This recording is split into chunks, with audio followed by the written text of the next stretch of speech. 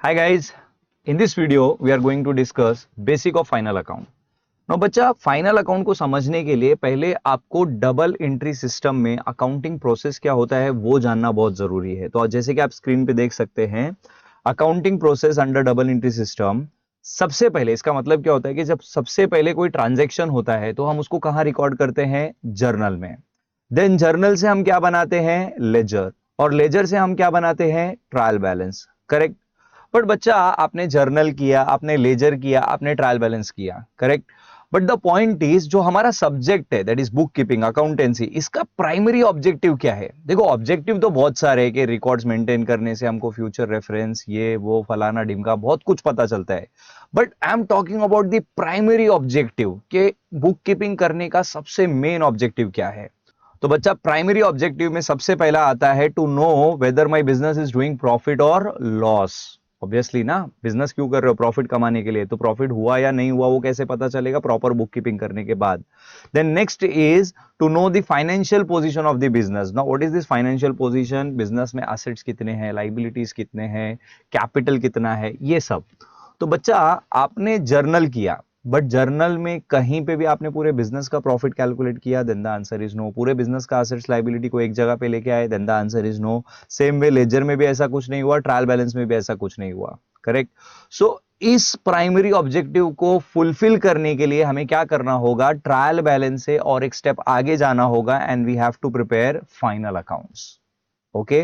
तो यह accounting process आपको याद रखना है कि सबसे पहले जर्नल बनता है, जर्नल से लेजर बनता है, लेजर से ट्रायल बैलेंस बनता है और ट्रायल बैलेंस से फाइनल अकाउंट। इसीलिए आपने देखा होगा कि फाइनल अकाउंट के क्वेश्चन में क्या दिया होता है? Trial balance. Okay. Now let's talk about the final account. अब आप बोलोगे चलो सर जानकारी तो बहुत हो गई, बट एट द एंड करना क्या है फाइनल अकाउंट में? तो बच्चा आपको तीन चीजें फाइनल अकाउंट में प्रिपेयर करनी होंगी। एक ट्रेडिंग अकाउंट, दूसरा प्रॉफिट एंड लॉस अकाउंट और तीसरा balance sheet. Again trading, profit and loss and balance sheet. अब बच्चा ये जो ट्रेडिंग अकाउंट है और ये जो प्रॉफिट एंड लॉस अकाउंट है, ये दोनों अकाउंट नॉमिनल अकाउंट है। और बचपन में आपने सीखा होगा, बचपन मतलब कॉमर्स का बचपन, ओके। तो बचपन में आपने सीखा होगा नॉमिनल अकाउंट का गोल्डन रूल क्या होता है? Debit all expenses and losses, credit all income and gain. तो इससे हमें ये तो समझ में आ गया कि ट्रेडिंग एंड पीएनएल दोनों के डेबिट में क्या आएगा? Expense loss. क्रेडिट में क्या आएगा? Income gain. बट अब यहीं से तो धर्म संकट स्टार्ट हो जाता है कि सर आप ट्रेडिंग के डेबिट में भी एक्सपेंस बोल रहे हो, पीएनएल के डेबिट में भी एक्सपेंस बोल रहे हो। सो द पॉइंट इज कौन सा एक्सपेंस कहां आएगा? तो बच्चा इसके लिए हम बैठे ना आपका डाउट क्लियर करने के लिए। तो सिंपल आपको क्या याद रखना है कि ट्रेडिंग अकाउंट के डेबिट में हमें डायरेक्ट एक्सपेंसेस दिखाने होंगे और पीएनएल के डेबिट में हमें इनडायरेक्ट एक्सपेंसेस दिखाने होंगे। अब यहां पे फिर आप पूछोगे सर हमें क्या पता डायरेक्ट और इनडायरेक्ट एक्सपेंस क्या होता है? तो बच्चा मैं हूं ना, ध्यान से सुनो। जो डायरेक्ट एक्सपेंस होता है उसके लिए सिंपली क्या याद रखना है मालूम है? All expenses related to factory and purchase of goods. Again I am repeating, factory से रिलेटेड जो भी आपका खर्चा है और गुड्स खरीदने के टाइम पे आप जो भी खर्चा करते हो उसको हम डायरेक्ट एक्सपेंस ट्रीट करेंगे और उसको हम ट्रेडिंग अकाउंट के डेबिट में शो करेंगे। और अदर देन डायरेक्ट आपके जितने भी एक्सपेंसेस होंगे वो सारे के सारे हमारे इनडायरेक्ट एक्सपेंस होते हैं और उसको हम पीएनएल के डेबिट में शो करेंगे। Again I am repeating, factory का जो खर्चा है, परचेज ऑफ गुड्स का जो खर्चा है वो ट्रेडिंग के डेबिट में आएगा। अदर देन दैट जो भी आपका ऑफिस का खर्चा है, सेल्स करने के लिए आप जो भी खर्चा करते हो वो सारे के सारे एक्सपेंसेस आपको पीएनएल के डेबिट में शो करना है। Is it clear now? Now let's talk about the credit side. अब इतना तो क्लियर है कि क्रेडिट में क्या आएगा? इनकम। सेम लॉजिक, ट्रेडिंग के क्रेडिट में आएगी डायरेक्ट इनकम्स और पीएनएल के क्रेडिट में इनडायरेक्ट इनकम। अगेन धर्म संकट आ जाता है, सर डायरेक्ट इनडायरेक्ट हमें कैसे पता चलेगा? तो बच्चा ये तो बहुत आसान है, क्योंकि डायरेक्ट इनकम में आपको एक इनकम याद रखना है, दैट इज सेल। जो आप गुड सेल करके इनकम कमाते हो that is your main income, correct. तो वो जो डायरेक्ट इनकम है वो आपको ट्रेडिंग के क्रेडिट में शो कर देना। अगेन सेल्स को हम कहां शो करेंगे? ट्रेडिंग अकाउंट के क्रेडिट साइड पे, ओके। अदर देन सेल जो भी हमारा इनकम होता है जैसे कि discount receive, commission received, interest received, तो ये सारे के सारे इनकम हमारे इनडायरेक्ट इनकम हो जाएंगे और इनको हम पीएनएल अकाउंट के क्रेडिट में शो करेंगे। आई होप ट्रेडिंग पीएनएल का बाइफर्केशन आपको क्लियर हो गया होगा। बट फिर भी समझने के लिए हम क्या करेंगे? कुछ एग्जांपल्स भी देखेंगे। सबसे पहले हम एक्सपेंसेस के एग्जांपल देखेंगे। अब बच्चा एक चीज याद रखना, जब मैं एक्सपेंसेस का बात कर रहा हूं तो ये तो बहुत क्लियर है कि एक्सपेंस है मतलब किधर आएगा? डेबिट साइड पे आएगा।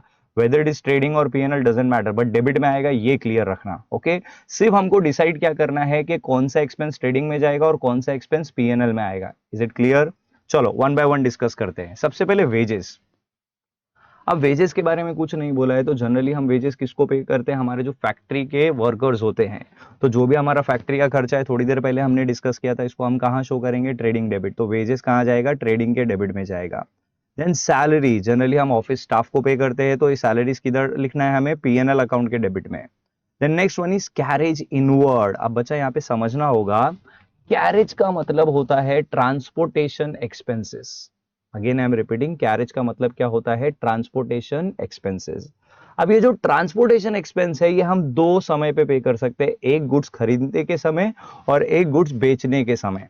तो अगर आप खरीदने के समय पे कर रहे हो तो उसको हम कैरेज इनवर्ड बोलेंगे, और यही अगर आप गुड्स बेचने के टाइम कैरेज पे कर रहे हो, मतलब फ्री डिलीवरी वगैरह दे दिया, तो उसको आप क्या बोलोगे? Carriage outward. तो कैरेज इनवर्ड को हम दिखाएंगे ट्रेडिंग अकाउंट के डेबिट में, बिकॉज गुड्स खरीदने का खर्चा है। ओके, और कैरेज आउटवर्ड जो दिया है, ये आप बेचने के लिए खर्चा कर रहे हो, तो बेचने के लिए आप जो भी खर्चा करोगे वो आप कहां शो करोगे? प्रॉफिट एंड लॉस अकाउंट के डेबिट साइड पे। Okay, let's see the next item, factory manager salary. बच्चा ये मैनेजर कहाँ का है? फैक्ट्री का है, तो फैक्ट्री का खर्चा है तो हम कहां शो करेंगे? यस करेक्ट, ट्रेडिंग अकाउंट के डेबिट में। Then next one is office manager salary. Office का मैनेजर है तो इसका जो भी खर्चा है वो कहां जाएगा? प्रॉफिट एंड लॉस अकाउंट के डेबिट में।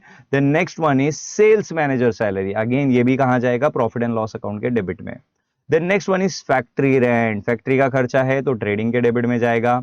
Office rent profit and loss के डेबिट में जाएगा। Showroom rent profit and loss के डेबिट में जाएगा। Then next one is bad dates. Bad debts क्या होता है?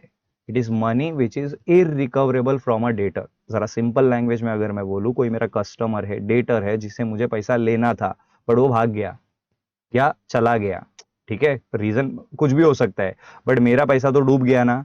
तो ऐसे लॉस को हम लोग क्या बोलते हैं? Bad debts, and it is not related to factory और परचेज ऑफ गुड्स, तो ऑब्वियसली इसको हम कहां शो करेंगे? प्रॉफिट एंड लॉस अकाउंट के डेबिट में।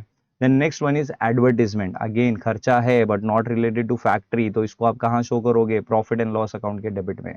आई होप ये एक्सपेंसेस के एग्जाम्पल से आपको समझ में आ गया होगा कि किस तरीके के एक्सपेंस ट्रेडिंग में जाते हैं और किस तरीके के एक्सपेंस प्रॉफिट एंड लॉस में जाते हैं। Let's see the next example, और नेक्स्ट एग्जांपल में हम क्या देखेंगे? इनकम का एग्जांपल। तो इनकम का बाइफरकेशन में करने से पहले आपको सिर्फ इतना याद रखना है कि इनकम है तो क्रेडिट में आएगी, बहुत सिंपल। अब एक एक करके बात करते हैं। सेल्स, मैंने थोड़ी देर पहले ही बताया था आपको कि सेल्स हमारा डायरेक्ट इनकम होता है, तो ये कहां जाएगा? ट्रेडिंग अकाउंट के क्रेडिट में। और इसको छोड़ के ये जितने भी इनकम दिए हैं, rent received, commission received, discount receive, ये सारे के सारे इनडायरेक्ट इनकम है, तो इनको हम कहां शो करेंगे? प्रॉफिट एंड लॉस अकाउंट के क्रेडिट साइड पे। सो आई होप गाइस, इसी के साथ आपको ट्रेडिंग एंड पीएनएल का सारा कॉन्सेप्ट क्लियर हो गया होगा कि कौन सा आइटम कहां आता है। Now let's talk about the balance sheet.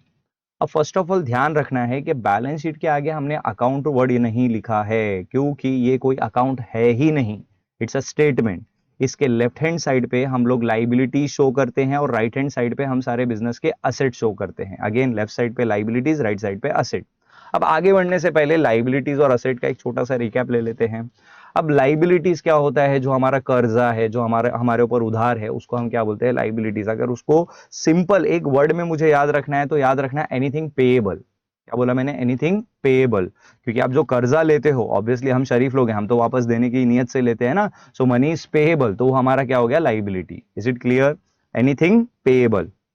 अब असेट में आपको दो चीजें याद रखनी है, एक property of any kind plus anything receivable.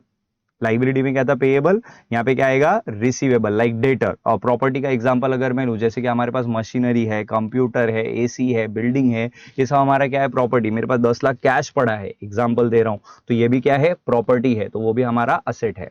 I hope ये सारी चीजें आपको क्लियर हो गई होंगी। लेट्स सी, यहाँ पे आपको टेबल में कुछ असेट्स लाइबिलिटीज दिए हैं, you just have to bifurcate कि हमको देखना है कि इसमें से कौन सा आइटम असेट है और कौन सा आइटम लाइबिलिटी, ताकि हमारा पूरा कॉन्सेप्ट क्लियर हो जाए। अभी देखिए, पहला आइटम आपको क्या दिया है? मशीनरी। तो बच्चा मशीनरी तो प्रॉपर्टी है बिजनेस का, करेक्ट, तो ये कहाँ जाएगा, असेट साइड पे। Then next one is building, again property है तो ये भी असेट साइड पे जाएगा। देन फर्नीचर असेट है तो ये भी असेट में चला जाएगा। देन डेटर्स, मनी रिसीवेबल है तो इसको भी हम कहाँ दिखाएंगे, असेट साइड पे। बिल्स रिसीवेबल, खत्म हो गया, रिसीवेबल वर्ड बोल दिया मतलब खत्म, असेट में शो करना है। Then next one is bank loan, तो बच्चा ये तो हमारा कर्जा है ना, तो इसको हम कहां शो करेंगे, लाइबिलिटी साइड पे। Then next one is creditors, तो क्रेडिटर्स को हम कहां शो करेंगे, liabilities, because the person to whom money payable is called as creditor. Then next one is cash balance, तो ये जाएगा असेट साइड पे। बैंक बैलेंस, पैसा मेरे हाथ में है या बैंक में है तो मेरा ना, तो ये भी कहां जाएगा बच्चा, असेट साइड पे। Then next one is bank overdraft, तो ये कहां जाएगा, लाइबिलिटी में, बिकॉज बच्चा सिंपल सा लॉजिक है, ये निगेटिव बैलेंस होता है बैंक का, आपने अपने बैंक से एक्स्ट्रा पैसा विड्रॉ कर लिया तो it is like a loan only. Then next one is loan taken from mister A, loan लिया है मिस्टर ए से तो फ्यूचर में मनी इज पेएबल, तो ये कहां जाएगा, लाइबिलिटीज में। Next one is loan given to mister B, loan लिया नहीं है, लोन दिया है तो फ्यूचर में मनी इज रिसीवेबल, तो इसकी वजह से ये कहां जाएगा, असेट साइड पे। आई होप गाइज इन सारी चीजों से आपके सारे कॉन्सेप्ट, ट्रेडिंग, पीएनएल और बैलेंस शीट में कौन सा आइटम कहां पे अपीयर करेगा, ये क्लियर हो गया होगा।